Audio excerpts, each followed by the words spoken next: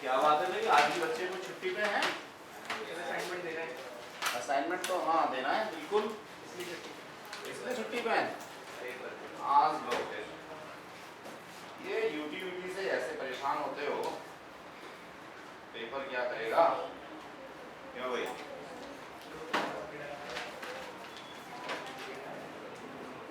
क्या चल रहा था बेटा? नया chapter work power energy. Good, I think आप लोगों को पसंद आएगा ये चैप्टर बिकॉज ऑफ ये आप लोगों ने पहले से पढ़ा हुआ है।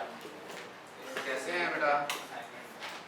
संस्कार में एडमिशन ले लिया कि फाइनल हो गया? कहाँ पे? DTU में। वेरी गुड, बहुत अच्छा। चलिए, यू कैसे पता पहले से? अरे वाह, क्या हुआ? हाँ भाई, शुरू करें फिर। असाइनमेंट लेंगे जाते समय, कोई बात नहीं, वो सारे यहाँ डिस्कस हो गए थे पहले ही। वर्क पावर एनर्जी, यहां तक तो हम सब लोग बहुत पहले से पढ़ चुके हैं, तो चैप्टर खत्म। आगे सिर्फ बचता है कोलिजन। कोलिजन वाला जो पार्ट है, कोलिजन का मतलब टक्कर, ये वाला जो पार्ट है ये थोड़ा सा नया होगा आप लोगों के लिए। बाकी सब चीजें जानी पहचानी है। सबसे पहले हम लोगों को ये समझना होगा कि वर्क क्या है एग्जैक्टली। अगर हम किसी पॉइंट मास बॉडी के ऊपर कोई भी फोर्स एक्सर्ट करते हैं और फोर्स की डायरेक्शन में मोशन होता है, तो हम लोग कहते हैं work has to be done. अगर फोर्स की डायरेक्शन में मोशन नहीं है तो ऐसी स्थिति में हम लोग फिजिक्स की लैंग्वेज में वर्क डन बिल्कुल नहीं कहेंगे। ये बात है आगे। डेफिनेशन की बात है वर्क की, तो पेज नंबर 211 पे हम लोगों ने एक पॉइंट दिया हुआ है, the point of application of the force moves in the direction of force, it's said to be work is done। ठीक, तो वैसे तो मुझे नहीं लगता कि डिक्टेट करना या डायरेक्टली किसी डेफिनेशन को लिखने की बात होती है, लेकिन फिर भी अगर आप लोगों को ऐसा लगता है तो आप यहाँ से सीधे सीधे वर्क की डेफिनेशन को याद कर सकते हैं या अपने नोट्स में लिख सकते हैं। ठीक है, इसके बाद हम लोग बात करना चाहेंगे work done by a constant force. Work done equals to force into displacement. Exactly force is a vector quantity, displacement is a vector quantity, but the work done is scalar quantity. So always you have to do both of these things in same direction. जो हमने अभी कहा कि work done तभी कहेंगे जब force की direction में डिस्प्लेसमेंट होगा।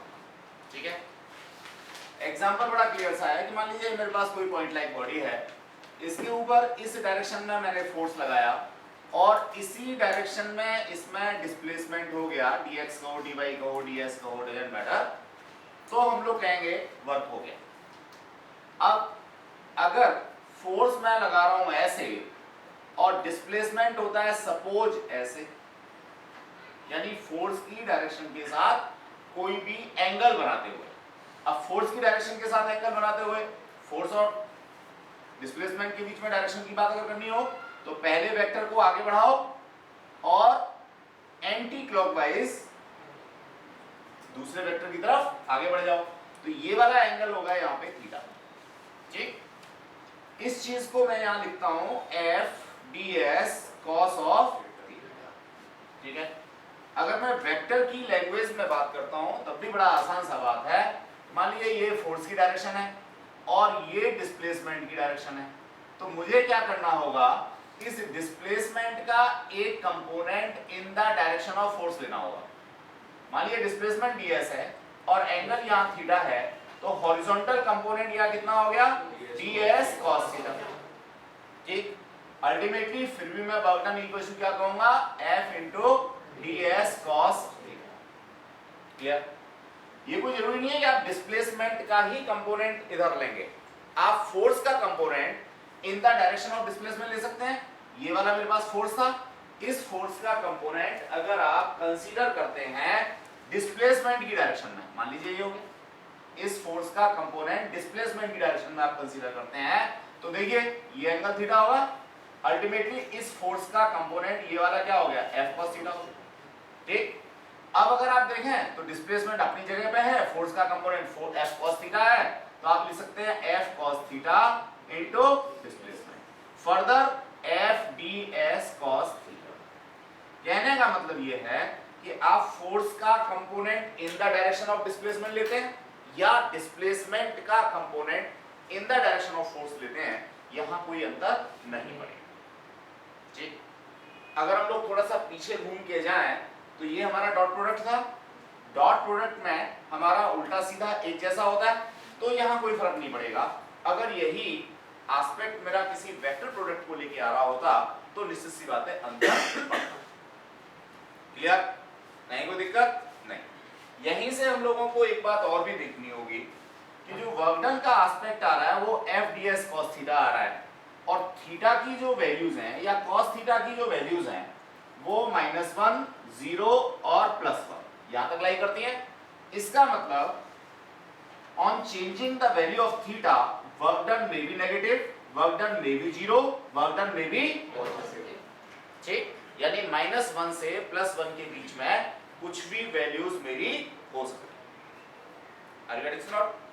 अगर मेरे से कोई कहता है डिफाइन नेगेटिव वर्क डन, तो सिंपल सी बात है, नेगेटिव वर्क डन का एस्पेक्ट क्या होगा, F ds cos 180। और cos 180 का मतलब क्या है कि अगर मैं फोर्स लगा रहा हूं ऐसे तो डिस्प्लेसमेंट हो रहा है ऐसे। ठीक है, तो इस स्थिति में जब दोनों एक दूसरे के अपोजिट डायरेक्शन में है तो जो वर्क डन होगा वो मेरा कैसा होगा, नेगेटिव होगा। क्लियर? इवन दैट इस स्थिति में ही नहीं होगा, मान लीजिए ये मेरा फोर्स है और ये डायरेक्शन है किसकी, डिस्प्लेसमेंट की, ये फोर्स की डायरेक्शन, ये डिस्प्लेसमेंट की डायरेक्शन। अब अगर आप एंगल मेजर करते हैं तो इट इज मोर देन 90, और मोर देन 90 है तो ऑब्वियसली थीटा यहाँ पे जो cos थीटा होगा वो कितना होगा, विद नेगेटिव साइन होगा। विद नेगेटिव साइन होगा तो इस स्थिति में भी वर्क डन मेरा नेगेटिव होगा। लेकिन ये मेरा कौन सा केस था, maximum negative work done, maximum negative, जबकि यहां मेरा कोई भी वैल्यू हो सकती है। अगर मैं यही चीज कंसीडरेशन में लेता हूं किसके में, 90 डिग्री पे, पहले वेक्टर को आगे बढ़ाया, ये वाला एंगल 90, ध्यान है ये वाला एंगल 90 कभी मत कहना, नहीं समझे। जब भी हम दो वेक्टर्स के बीच में एंगल की बात करते हैं तो हमेशा एक बात ध्यान रखते हैं, पहले वेक्टर को आगे बढ़ाते हैं फिर एंटी क्लॉकवाइज दूसरे वेक्टर की तरफ आते हैं, तब हम लोगों को उन दोनों वेक्टर्स के बीच का एंगल मिलता है। ठीक है, तो ये वाला एंगल थीटा 90 होगा, और जब ये वाला एंगल 90 होगा तो work done equals to F ds, ये ds है और ये F है cos 90, cos 90 बोले तो वर्क डन। तो पॉजिटिव कब होगा, नेगेटिव कब होगा, जीरो कब होगा। आई होप सो सारी बातें आपको समझ में आ गई होंगी। ठीक है, यहीं से हम लोग यूनिट के बारे में बात करें। वर्क डन का ये फॉर्मूला मेरे पास है, तो Newton stand for force, displacement के लिए मीटर, तो न्यूटन मीटर, इसे हम लोग क्या कहेंगे, यूनिट कहेंगे। अगर यही चीज मैं सीजीएस यूनिट सिस्टम में लूं, ये तो था एसआई यूनिट सिस्टम में, सीजीएस में अगर मैं बात करूं तो सीजीएस में आपको न्यूटन की जगह पे मिलेगा डाइन और यहां मिलेगा सेंटीमीटर। बोलो, इसको हम लोग अर्ग के नाम से जानते हैं और इसको हम लोग जूल के नाम से। क्लियर? ये दोनों ही यूनिट्स एब्सोल्यूट यूनिट कहलाती हैं। एब्सोल्यूट, क्यों? क्योंकि इसमें कहीं भी ग्रेविटेशनल एक्सेलरेशन या ग्रेविटी को कंसीडरेशन में हम लोगों ने नहीं लिया। ठीक, अगर मैं यहां ग्रेविटी को कंसीडरेशन में ले लूं तो मेरी यूनिट्स जो होंगी वो ग्रेविटेशनल यूनिट्स होंगी। ग्रेविटेशनल यूनिट्स में क्या होगा, मान लीजिए मैंने यहां फोर्स के लिए लिखा kgf, किलोग्राम फोर्स, रिप्रेजेंटेशन का यही तरीका है, स्मॉल के, जी स्मॉल, एफ स्मॉल। ठीक है, kgf तो हो गया फोर्स के लिए और मीटर हो गया अपनी जगह पे, तो मैं इसको kgmf कह सकता हूं। Exactly this M stands for gravitational acceleration. F किसके लिए है? ग्रेविटेशनल एक्सेलरेशन के लिए। अगर मैं ये SI यूनिट सिस्टम की बात करता हूं तो ये हो जाएगा kg m F की जगह पे 9.81 या 80 या 10 जो भी आप लेते हो, ठीक। इसी तरह से CGS यूनिट सिस्टम की अगर मैं बात करूंगा तो ये होगा ग्राम मीटर फोर्स। देखिए F अभी भी सेम रिप्रेजेंटेशन में है, लेकिन ग्राम और मीटर नहीं, सॉरी सेंटीमीटर, ग्राम और सेंटीमीटर को कंसीडरेशन में लेते हुए मुझे पता लगेगा कि ये CGS का है। तो मुझे F की वैल्यू CGS वाली डालनी होगी, ये होती है 980। कितनी होती है? 980। ये बात समझ आ गई? तो ये दोनों यूनिट्स मेरी कैसी हैं? ग्रेविटेशनल यूनिट्स हैं वर्क डन के लिए। ये मेरी यूनिट्स एब्सोल्यूट है। जो काम हम लोगों ने वर्क डन के लिए किया है same for energy. Reason simple सी बात है, वर्क को एनर्जी में और एनर्जी को वर्क में आसानी से कन्वर्ट किया जा सकता है, ठीक है। इसे हम लोग वर्क एनर्जी थ्योरम के नाम से पढ़ेंगे। Got it? तो जो यूनिट्स का फंडा हमने लिया, पॉजिटिव का नेगेटिव का फंडा जो हम लोगों ने लिया, सेम एस्पेक्ट हम लोगों को वर्क डन के लिए, ठीक। एक छोटा सा चेंज मैं यहाँ पे आपको करके और देना चाहूंगा। क्या आपने मान लीजिए ds स्मॉल डिस्प्लेसमेंट लिया है तो वर्क डन भी आपका dw होगा, छोटा वर्क डन होगा। नहीं समझे भाई? फोर्स कितना भी बड़ा है, लेकिन अगर डिस्प्लेसमेंट छोटा है तो वर्क डन हमारा छोटा हो गया। या डिस्प्लेसमेंट मान लीजिए मेरा खूब बड़ा है लेकिन फोर्स बहुत छोटा सा है, तब भी वर्क डन मेरा छोटा होगा। जब छोटा होगा तो मैं इसको डिफरेंशियल फॉर्म में लिखूंगा, यानी dw = fds। क्लियर? कोई स्टूडेंट ऐसा भी लिख सकता है क्या? s × df। इसमें वेरिएबल फोर्स है और इसमें वेरिएबल डिस्प्लेसमेंट। ये बात समझ आ गई? तो ऐसा भी अगर कोई लिखता है तो उसको हम गलत नहीं कहते। जनरली ये वाला नोटेशन हम लोगों को कहीं भी नहीं मिलता, यही नोटेशन हमेशा मिलता है। सब लोगों की बात समझ आ गई? अब जिसको जो नोट करना है फटाफट नोट कर लो, फिर आगे बढ़ते हैं। अगर आप लोग इसमें कुछ नोट करना चाहते हैं then you have to go for notation। Dimension analysis तो जानते ही हैं सब लोग, मुझे नहीं लगता कराने की जरूरत है। हाँ बता दो। वर्क और एनर्जी में डिफरेंस कुछ नहीं रहा, एक अगर कॉज है तो दूसरा उसका इफेक्ट है।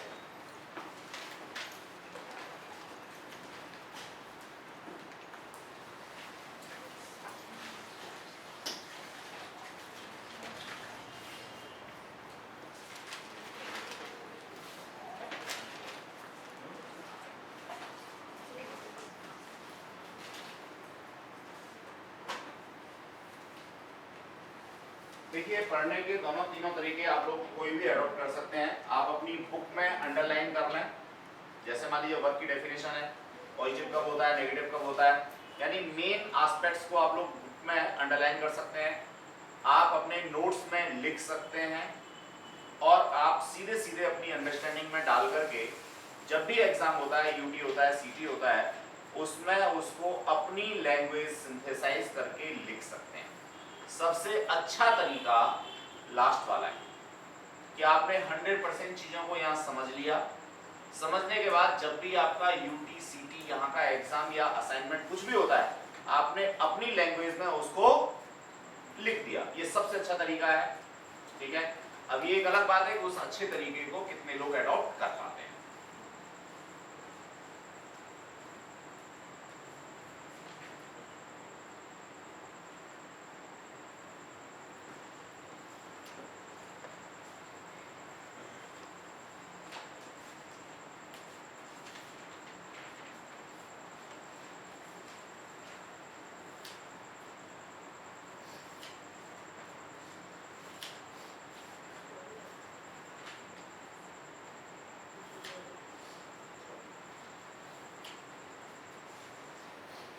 आगे बढ़े।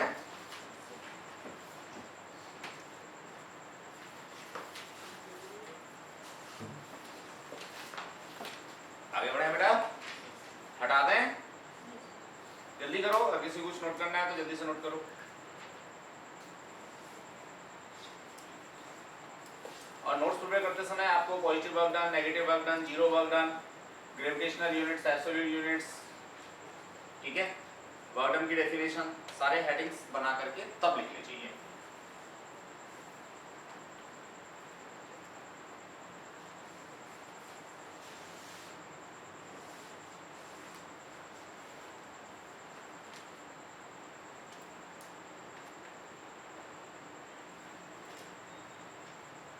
Next we are moving towards work done by a variable force.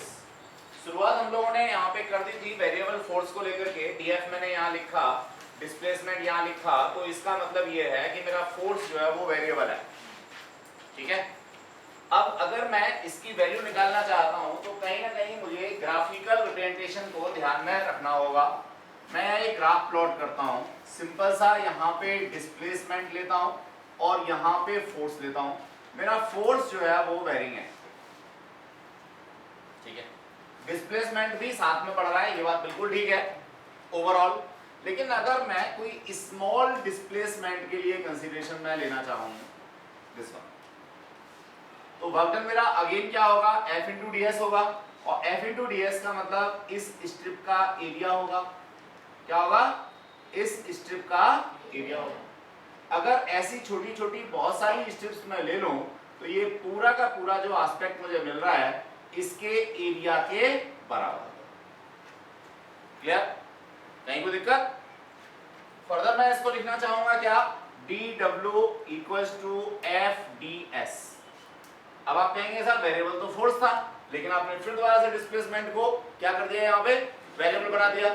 यहाँ दोनों ही वेरिएबल हैं, फोर्स भी मेरा यहाँ कम था, वहां जाके ज्यादा हो गया, और डिस्प्लेसमेंट भी मेरा यहाँ पे ये था और यहाँ पे जाके बढ़ गया। Are you getting not? अगर मैं कंप्लीट वर्क डन निकालना चाहता हूं तो इसको मुझे क्या करना पड़ेगा, इंटीग्रेट करना पड़ेगा, ठीक है। इस जगह जो इनिशियल वर्क डन है वो मैंने W1 ले लिया, यहाँ पे वर्क 2 ले लिया, यहाँ मैं लिमिट्स की बात करूंगा तो इसको S1 और S2 के टर्म्स में इंटीग्रेट करके वर्क डन निकाल सकते। फिर आप कहेंगे कि साहब ये पहले वाला जो फॉर्मूला था और ये वाला, इसमें अंतर क्या है? बिल्कुल अभी समझ में आ जाएगा। ये देखिए, यहां मैंने डिस्प्लेसमेंट लिया, यहां मैंने फोर्स लिया। अगर मेरा फोर्स कांस्टेंट है तो ये वाला ग्राफ बनेगा। अब अगर मैं वर्क डन की बात करूं यहां से यहां तक, तो इस रेक्टेंगल का एरिया होगा। बोलो नहीं समझे? डिस्प्लेसमेंट तो यहां भी वेरिएबल है, 0 से लेकर के यहां तक पहुंच गया, लेकिन फोर्स यहां कांस्टेंट था, ठीक। तो जब मेरा फोर्स कांस्टेंट होता है तो सिंपल सा मैं किसी रेक्टेंगुलर शेप का एरिया फाइंड आउट करके दे देता हूं, ठीक है। और अगर मेरा फोर्स भी वेरिएबल होता है तो फिर मैं इसको इन टर्म्स ऑफ इंटीग्रेशन लिखा।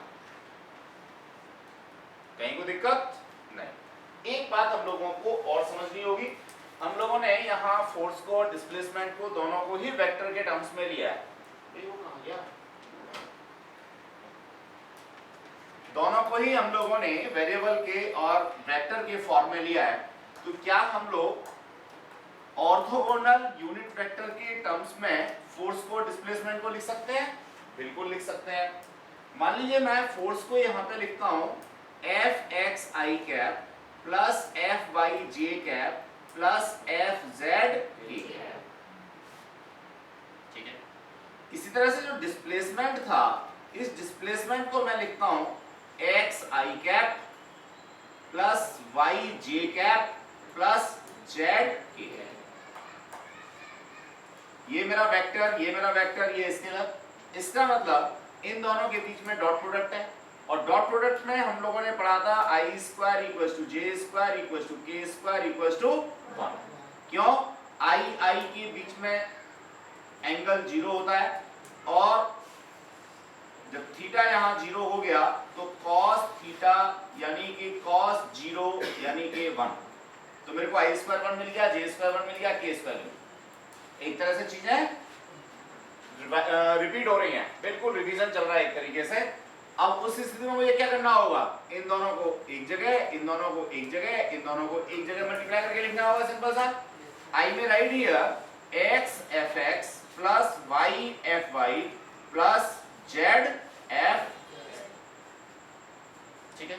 ये मेरा वर्क डन का एस्पेक्ट आ गया। यहाँ जरूर लिखूंगा क्या, ठीक। चाहे तो एक छोटा न्यूमेरिकल डाल सकते हैं यहाँ बड़े आराम से, जैसे मैं इसको लिखता हूँ 2i cap minus 3j cap plus का k कैप, और इसको लिख देता हूँ suppose i cap plus 7j cap minus 3k cap. मुझे वर्क डन निकालना है तो यहाँ पे मैं लिखूंगा 2 माइनस 21 माइनस 3, ठीक है। इसका मतलब क्या हो गया, माइनस 24 और प्लस 2 माइनस का 22। अब ये माइनस का साइन क्या इंडिकेट कर रहा है, नेगेटिव वर्क डन, यानी कि जिस डायरेक्शन में आपने फोर्स लगाया था उसके अपोजिट कह सकते हैं, या 90 डिग्री से ज्यादा एंगल पर बॉडी में डिस्प्लेसमेंट हुआ है। समझ गई बात। तो ये एस्पेक्ट था हमारा वर्क डन को कैलकुलेट करना, ठीक है।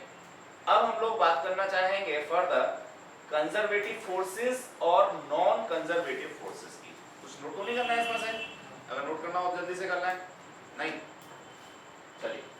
कंजर्वेटिव एंड नॉन कंजर्वेटिव देखिए, कंजर्वेटिव नॉन कंजर्वेटिव से पहले एक छोटी सी बात और समझ लेते हैं, work done by the centripetal force, ये एस्पेक्ट और पढ़ लेते हैं। Work done by the centripetal force,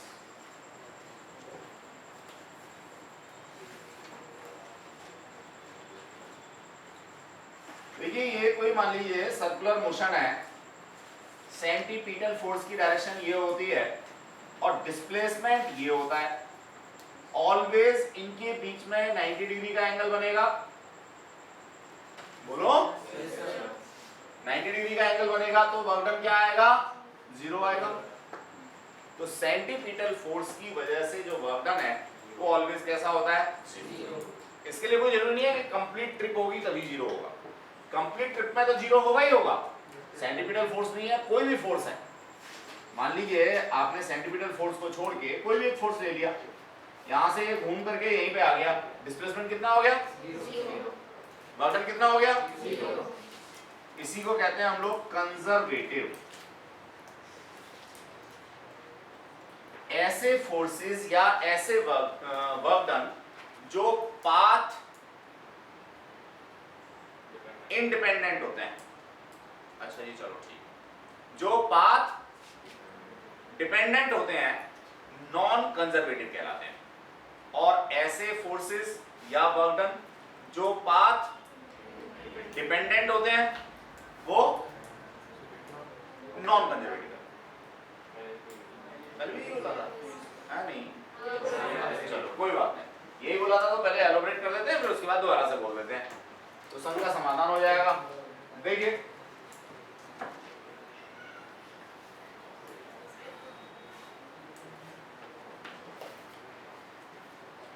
मान लीजिए आप किसी भी कोऑर्डिनेट सिस्टम में यहां पे खड़े हैं, यहां कोई बॉडी है, इसके ऊपर आपने कोई फोर्स लगाया और ये बॉडी यहां पहुंच जाती है, ठीक। लेकिन इसके पहुंचने के रास्ते अलग अलग हैं। मान लीजिए पहला रास्ता ये है, सपोज दूसरा रास्ता ये है, ठीक है, सपोज तीसरा रास्ता ये है, और चौथा और फाइनल रास्ता ये, ठीक। तो मैं अगेन यहां डिस्कस करना चाहूंगा कंजर्वेटिव।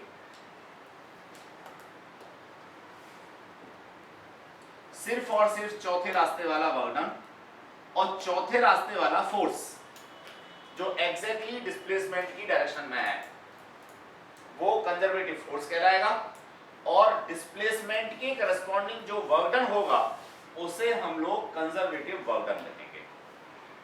ये बात समझ आ गई। इसके अलावा अगर हम देखें तो यहां से पहले रास्ते के थ्रू जा रहा हूं, दूसरे रास्ते के थ्रू या तीसरे रास्ते के थ्रू, तो हर केस में वर्क डन अलग अलग होगा, डिस्प्लेसमेंट सेम है लेकिन जो डिस्टेंस है वो अलग अलग है, इसलिए वर्क डन मेरा क्या होगा, अलग अलग होगा।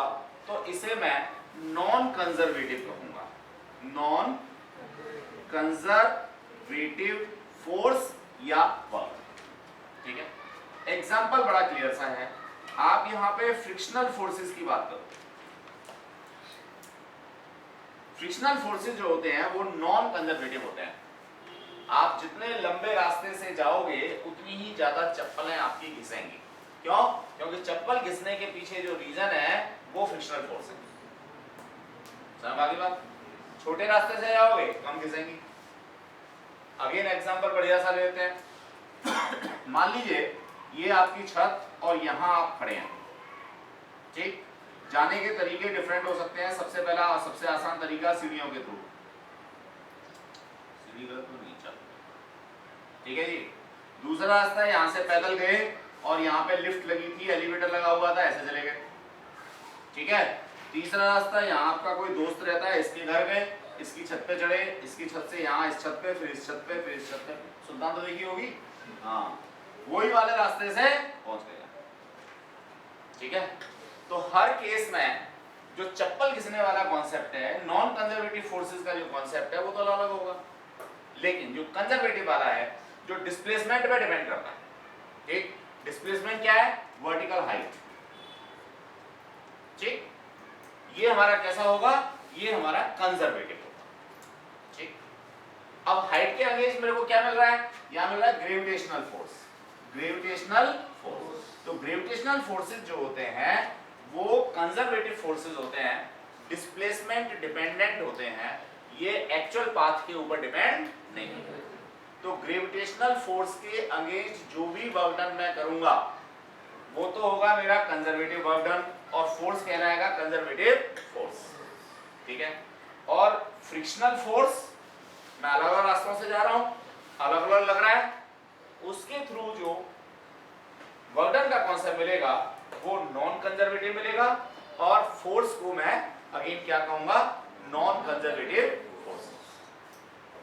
ये बात समझ में आ गई?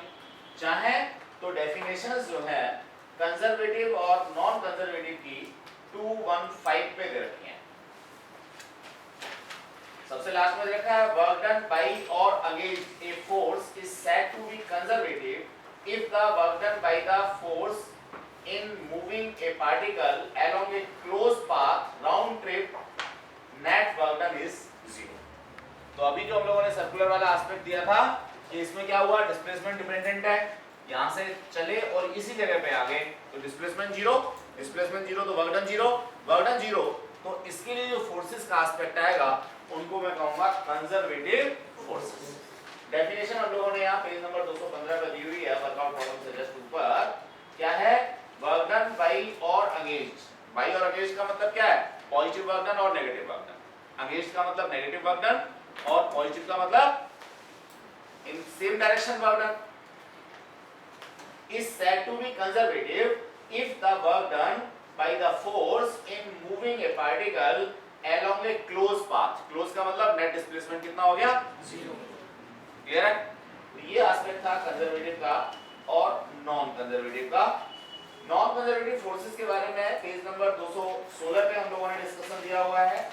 ए से बी तक जाने के 3 रास्ते दिखाए हैं, path number 1, path number 2, path number 3। हमने यहाँ कई सारे रास्ते दिखा दिए हैं। तो ऐसे फोर्सेस जो पाथ डिपेंडेंट होते हैं, डिस्प्लेसमेंट डिपेंडेंट नहीं, path dependent, actual path travelled, actual distance travelled, उनको हम लोग नॉन कंजर्वेटिव फोर्सेस के नाम से जानते हैं। ये बात समझ में आ गई? कहीं कोई दिक्कत? तो अब तक सारी की सारी डेफिनेशंस थी। अब जरा हम लोग इंक्लाइंड प्लेन पर वर्क डन के बारे में डिस्कशन का एस्पेक्ट लेंगे। इंक्लाइंड प्लेन पे फोर्सेस का डिस्कशन तो हम लोग ऑलरेडी ले चुके हैं, बस उसमें अगर डिस्प्लेसमेंट से मल्टीप्लाई कर देंगे तो work done on moving a body at inclined plane हम लोगों को मिल जाए। शुद्ध भाषा में अगर किसी इंक्लाइंड प्लेन पर आप बॉडी को ऊपर से नीचे या नीचे से ऊपर मूव कराना चाहते हैं तो कितना वर्क डन मिलेगा या करना पड़ेगा, ये बात अभी हम कैलकुलेट करने जा रहे हैं, ठीक है। मान लीजिए इंक्लाइंड प्लेन है, इसको मैं बेस कहता हूं, इसको मैं हाइट कहता हूं, ये एंगल मेरे पास थीटा हो गया, यहां कोई बॉडी